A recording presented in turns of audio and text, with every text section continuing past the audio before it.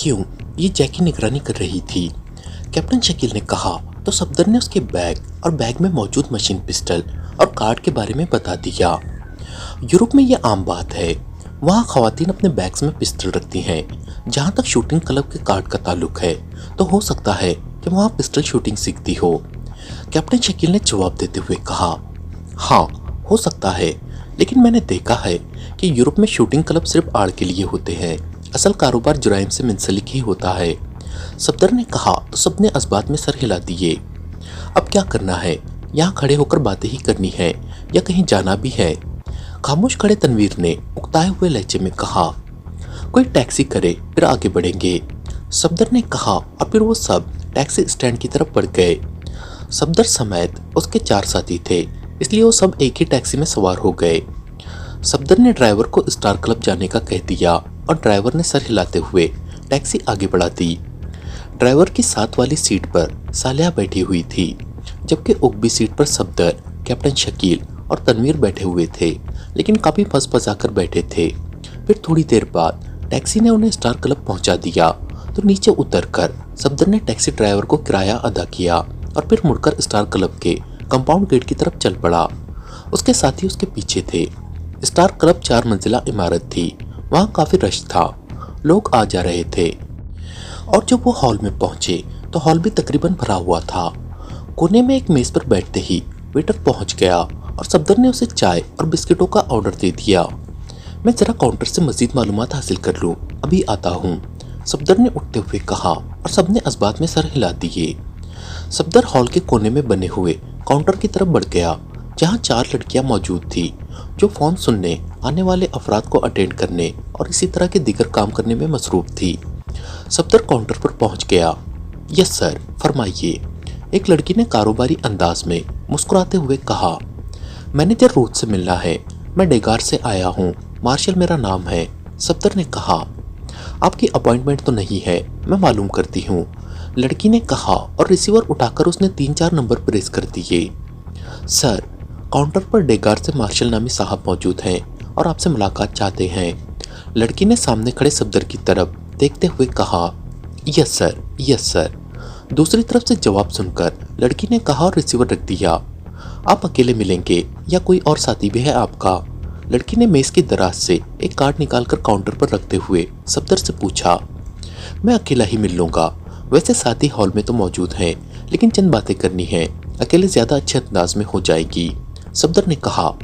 Yes sir, ये लीजिए card, 3री मंजिल पर ऑफिस है, 3री मंजिल पर मौजूद गार्ड्स को ये कार्ड दे दे, लड़की ने कहा तो सफदर ने इस्बात में सर हिला दिया और कार्ड उठाकर वो मुड़ा और उस तरफ बढ़ गया जिधर लिफ्टें ऊपर से नीचे आ रही थी और नीचे से ऊपर जा रही थी। लिफ्ट ने उसे चंद मिनट्स में 3री मंजिल पर पहुंचा दिया। वहां 2 मुसल्लह गार्ड्स मौजूद थे। कार्ड लाए हैं आप? एक गार्ड ने आगे बढ़ते हुए कहा तो सफदर ने जेब से कार्ड निकालकर उसकी तरफ बढ़ा दिया। Yes sir, thank you sir, आइए। कार्ड मिलते ही गार्ड का रवैया यकसर तब्दील हो गया। फिर वो सफदर को साथ लेकर राहदारी के आखिर में एक दरवाजे पर पहुंच गया। वहां मैनेजर की प्लेट लगी हुई थी। तशरीफ ले जाएं, गार्ड ने दरवाजा खोलकर खुद पीछे हटते हुए कहा तो सफदर ने उसका शुक्रिया अदा किया और कमरे में दाखिल हो गया। बड़ी सी ऑफिस टेबल के पीछे एक उधड़ उम्र आदमी जिसने सूट पहन रखा था बैठा हुआ था। उसकी आंखों पर नजर का चश्मा था। वो उठकर खड़ा हो गया। मेरा नाम मार्शल है और मैं डेगार से आया हूँ, सफदर ने कहा और मुसाफे के लिए हाथ बढ़ा दिया। मैं रूथ हूँ, स्टार क्लब का मैनेजर, तशरीफ रखें, रूथ ने मुसाफा करते हुए कहा और फिर वो मेज के पीछे मौजूद रिवॉल्विंग कुर्सी पर बैठ गया, जबकि सफदर सामने वाली कुर्सी पर बैठ गया। क्या पियेंगे? मैनेजर ने कहा। कुछ नहीं, वैसे आप कभी एशियाई मुल्क पाकिस्तान गए हैं? सफदर ने कहा तो रूथ बेख्तियार उछल पड़ा। उसके चेहरे के तासुरात ऐसे थे जैसे कोई खास बात उसे अचानक मालूम हो गई हो। ओ आप, मगर, रूथ ने हिचकिचाते हुए कहा। X2 ग्रुप, सफदर ने कहा तो रूथ ने बेख्तियार एक तवील सांस लिया। ओके, अब फरमाइए क्या खिदमत कर सकता हूँ? रूथ ने कहा। फिलहाल तो एक रिहाइशगाह और एक कार चाहिए, लेकिन इस रिहाइशगाह और कार के बारे में हम दोनों के अलावा और किसी को इल्म नहीं होना चाहिए, सफदर ने कहा। ठीक है, मैं भी करता हूँ बंदोबस्त, रूथ ने कहा और इंटरकॉम का रिसीवर उठाकर उसने नंबर प्रेस करने शुरू कर दिए। आखिर में शायद उसने लाउडर का बटन भी प्रेस कर दिया था कि दूसरी तरफ बजने वाली घंटी की आवाज़ सफदर को भी सुनाई देने लगी। यस सर, दूसरी तरफ से एक मर्दाना आवाज़ सुनाई दी।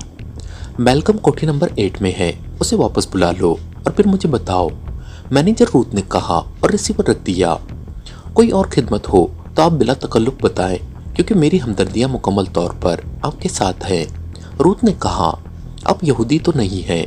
सफदर ने कहा तो रूथ बेख्तियार हंस पड़ा। नहीं जनाब, मैं तो यहूदियों से इंतहाई नफरत करता हूँ।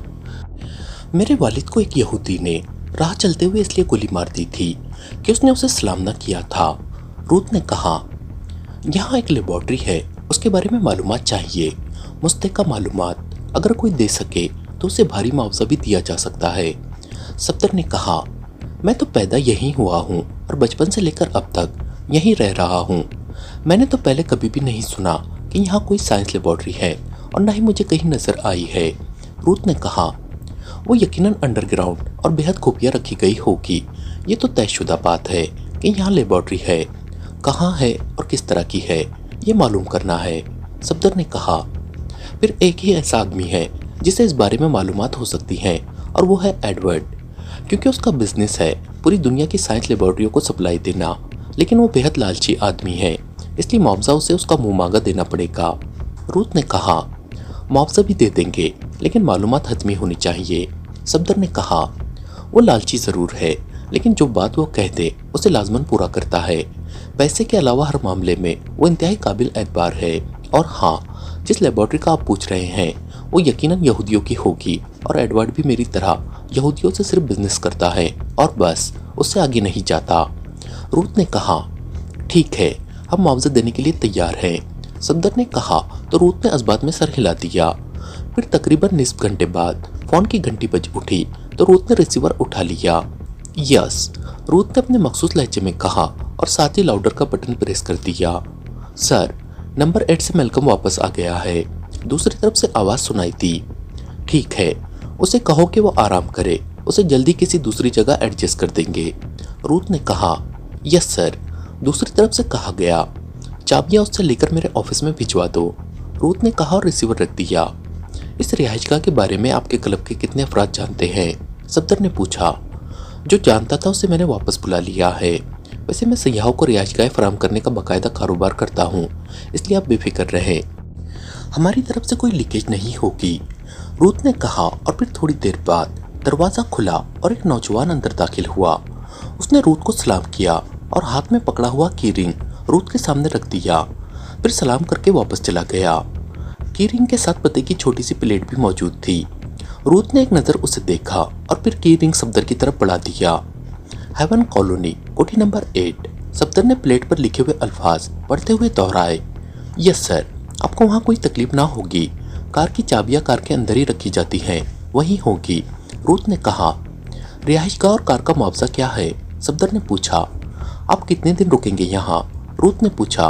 कोई फिक्स नहीं है, ज़्यादा दिन भी लग सकते हैं और कम भी। बहरहाल 1 हफ्ता तो लाजमी है। सफदर ने कहा, $1,00,000 दे दे और रजिस्टर पर दस्तखत भी कर दे ताकि काम कानूनी हो जाए। रूथ ने कहा तो सफदर ने इस बात में सर हिला दिया। फिर थोड़ी देर बाद सफदर फारिग हो गया। अब एडवर्ड का क्या होगा? सफदर ने कहा, एडवर्ड को मैं फ़ोन करके कह देता हूँ, आप उसके ऑफिस चले जाएं, वो आपसे पूरा ताउन करेगा। रूथ ने कहा तो सफदर ने इस बात में सर हिला दिया। रूथ ने रिसीवर उठाया और नंबर प्रेस करने शुरू कर दिए। आखिर में उसने लाउडर का बटन भी प्रेस कर दिया तो दूसरी तरफ घंटी बजने की आवाज़ सुनाई दी। यस, इंटरनेशनल सप्लाई कॉरपोरेशन, एक निस्वानी आवाज़ सुनाई दी। स्टार क्लब से रूथ बोल रहा हूँ, एडवर्ड से बात कराओ। रूथ ने कहा, यस सर, होल्ड करें। दूसरी तरफ से कहा गया, हेलो। चंद लम्हों बाद एक भारी सी आवाज़ सुनाई दी। रूथ बोल रहा हूँ स्टार क्लब से। रूथ ने कहा, ओह तुम, खैरियत, कैसे याद कर लिया आज? इस बार दूसरी तरफ से बड़े बेतकल्लुफाना लहजे में कहा गया, तुमने पिछली मुलाकात में कहा था कि तुम्हारा बिजनेस कुछ डाउन चल रहा है, अब क्या पोजीशन है? रूथ ने कहा, वैसे ही खराब हालत है, अब तो इसमें मजीद इन्वेस्टमेंट करना पड़ेगी। इसका गिराव ऊंचा नहीं हो सकता, लेकिन डूबते हुए जहाज पर कौन सवार होगा? एडवर्ड ने कहा, इसलिए मैंने तुम्हारे कारोबार में तुम्हारी अपनी इन्वेस्टमेंट डालने का बंदोबस्त कर लिया है। एक साहब हैं, मिस्टर मार्शल, उनका ताल्लुक डेकार से है। ये तुमसे मिलकर कुछ मालूमात हासिल करना चाहते हैं। अगर तुमने मालूमात दे दी तो तुम्हें तुम्हारी मर्जी का मुआवजा नकद मिल जाएगा, जिसे तुम कारोबार में इन्वेस्टमेंट कर लेना। रूथ ने कहा। किस किस्म की मालूमात? एडवर्ड ने कहा। वो खुद तुम्हें बताएंगे। मैंने उन्हें यकीन दिलाया है कि एडवर्ड हर लिहाज से काबिल एतमाद आदमी है। बताओ, भेज दूं? रूथ ने कहा। हाँ, भेज दो। काश ये वो मालूमात तलब करे जो मुझे मालूम हो, तो मेरा कारोबार बच जाएगा। बहरहाल भेज दो उन्हें, एडवर्ड ने कहा। ओके, रूथ ने कहा और रिसीवर रख दिया। अरे हाँ, वहाँ मौजूद फ़ोन का नंबर क्या है? सफदर ने उठते उठते फिर बैठते हुए कहा, तो रूथ ने फ़ोन नंबर बता दिया। फिर सफदर उससे मिलकर वापस हॉल में पहुंचा तो वहाँ उसके साथियों के चेहरों पर बेजारी नुमाया थी। कहाँ रह गए थे? हम तो चाय और कॉफ़ी पी पी कर पागल हो चुके हैं, कैप्टन शकील ने कहा तो सफदर मुस्कुराते हुए खाली कुर्सी पर बैठ गया। अब मुझे ख्याल आ रहा है कि जब इमरान देर से आता था तो हम सब इसी तरह उसके सर हो जाया करते थे। बहरहाल मैं काम कर आया हूँ, सफदर ने कहा। तो तुम अब इमरान बनने की कोशिश कर रहे हो? तनवीर ने मुंह बनाते हुए कहा। मैं इमरान कैसे बन सकता हूँ? बहरहाल मैं बता देता हूँ कि मैं यहाँ से जाने और फिर वहाँ से वापस यहाँ आने तक क्या करता रहा हूँ, सफदर ने कहा। और फिर उसने रूस से होने वाली गुफ्तगू और एडवर्ड से होने वाली बातचीत सब तफसील से बता दी। वेरी गुड सफदर, तुमने वाकई काम किया है। मेरे ख्याल में अब हम हरकत में आ जाए, बहुत वक्त ज़ाय हो गया है, कैप्टन शकील ने कहा। अगर एडवर्ड लेबॉर्ट्री के बारे में ना जानता हो तब, तनवीर ने कहा। फिर कोई और रास्ता देखेंगे, सफदर ने जवाब देते हुए कहा। इसके साथ साथ हमें निगरानी का भी ख्याल रखना चाहिए। यकीनन यहाँ भी लॉर्ड्स का सेटअप होगा, सालिया ने कहा। हाँ, चलो अब रिहाइशगाह पर चले, सफदर ने कहा। और फिर थोड़ी देर बाद वो टैक्सी में बैठे हेवन कॉलोनी की तरफ बढ़े चले जा रहे थे। फिर काफ़ी देर तक मुख्तलिफ सड़कों पर घूमने के बाद टैक्सी एक जदीद अंदाज की रिहायशी कॉलोनी में दाखिल हो गई और जल्द ही उन्हें कोठी नंबर 8 नजर आ गई। सफदर ने टैक्सी ड्राइवर को किराए के साथ साथ कुछ टिप भी दे दी और फिर टैक्सी के जाने के बाद सफदर ने जेब से चाबी निकाली और ताला खोलकर छोटे गेट को खोला और वो सब अंदर दाखिल हो गए। खासे जदीद और अच्छे अंदाज में कोठी की तामीर की गई थी। एक तरफ पार्किंग थी, वहाँ सफ़ेद रंग और जदीद मॉडल की कार मौजूद थी। थोड़ी देर बाद वो कार में बैठे एडवर्ड से मिलने जा रहे थे। एडवर्ड के ऑफिस का पता सफदर को बता दिया गया था। सफदर कार चला रहा था और सालिया उसके साथ ही साइड सीट पर बैठी थी और वो बार बार सफदर को इस तरह देखती जैसे उसे अपनी आंखों पर यकीन न आ रहा हो। क्या बात है सालिया, तुम इस अंदाज में बार बार मुझे क्यों देख रही हो? सफदर ने कहा तो उगली सीट पर बैठे कैप्टन शकील और तनवीर चौंक कर सालिया को देखने लगे। इसलिए देख रही हूँ कि क्या आप असल भी हैं या नहीं, सालिया ने बड़े मासूमाना अंदाज में जवाब देते हुए कहा। क्या मतलब? मेकअप तो मेरे साथ साथ तुमने भी किया हुआ है, फिर असल नकल का क्या मतलब हुआ? सफदर ने कदरे हैरत भरे लहजे में कहा। मैं बताता हूँ, सालिया शायद ना बता सके, उगली सीट पर बैठे कैप्टन शकील ने कहा तो सालिया और तनवीर के साथ साथ सफदर भी चौंक पड़ा। ऐसी कौन सी बात है कि तुम बता सकते हो और सालिया नहीं? सफदर ने और ज्यादा उलझे हुए लहजे में कहा। तुमने कार चलाते हुए एक बार भी सालिया की तरफ नहीं देखा, हालांकि पहले तुम बार बार ऐसा करते थे, कैप्टन शकील ने कहा तो सफदर और तनवीर दोनों बेख्तियार हंस पड़े, जबकि सालिया ने शर्म से मुंह दूसरी तरफ कर लिया। आप मेरी जगह आ जाएं, मैं तनवीर के साथ बैठूंगी, सालिया ने कहा। फिर तो सफदर को गर्दन ज्यादा मोड़नी पड़ेगी, कैप्टन शकील ने कहा तो एक बार फिर सब हंस पड़े। आज तो तुम इमरान की तरह गुफ्तगू कर रहे हो, सफदर ने मुस्कुराते हुए कहा। इमरान की गुफ्तगू हमारी कामयाबी के बहुत से असबाब में से एक सबब है। खुशगवार गुफ्तगू माहौल को खुशगवार बनाए रखती है और मिशन के सिलसिले में होने वाला काम जहन पर सवार नहीं होता, कैप्टन शकील ने जवाब देते हुए कहा। और सबने उसकी बात की तायद में इस्बात में सर हिला दिए। और फिर कुछ देर बाद वो उस बिजनेस प्लाजा की पार्किंग की तरफ मुड़ रहे थे जिस प्लाजा में एडवर्ड कंपनी का ऑफिस था, जो साइंसी लेबॉर्ट्रियों को साइंसी सामान सप्लाई करती थी। थोड़ी देर बाद वो सब उस कंपनी के ऑफिस के बंद दरवाजे पर पहुंच गए। वहाँ एक सिक्योरिटी गार्ड मौजूद था। उसने आगे बढ़कर दरवाज़ा खोला तो सफदर और उसके साथी ऑफिस में दाखिल हो गए। दरवाजे की साइड पर जनरल मैनेजर एडवर्ड का नाम दर्ज था। ऑफिस टेबल के पीछे एक उम्र रसीदा आदमी सूट पहने बैठा हुआ था। उसकी आंखों पर नजर का चश्मा था। सफदर और उसके साथियों को देखकर वो उठ खड़ा हुआ। मेरा नाम मार्शल है और ये मेरे साथी हैं, सफदर ने आगे बढ़कर मुसाफा करते हुए कहा, जबकि कैप्टन शकील, तनवीर और सालेहा साइड की कुर्सियों पर बैठ गए। क्योंकि सालेहा ने यूरोपीय मेकअप में होने के बावजूद एडवर्ड से मुसाफा ना करना था और ऐसे हालात में लोग उखड़ जाते थे, इसलिए ना सिर्फ वो बैठ गई बल्कि तनवीर और कैप्टन शकील ने भी उसका साथ दिया। एडवर्ड जब मुसाफे से फारिग हुआ तो उसने देखा कि सफदर के साथी बैठ भी चुके हैं, तो वो भी अपनी रिवॉल्विंग कुर्सी पर बैठ गया। स्टार क्लब के रूट ने आपको फ़ोन किया था कुछ मालूमात के हुसूल के सिलसिले में, सफदर ने कहा। ओह आप, अच्छा खुशामदीद, पहले बताएं कि आप क्या पीना पसंद करेंगे। एडवर्ड ने कहा, सॉरी, हम डॉक्टर की मुअय्यन खुराक के पाबंद हैं, आपका शुक्रिया, सफदर ने मुस्कुराते हुए कहा।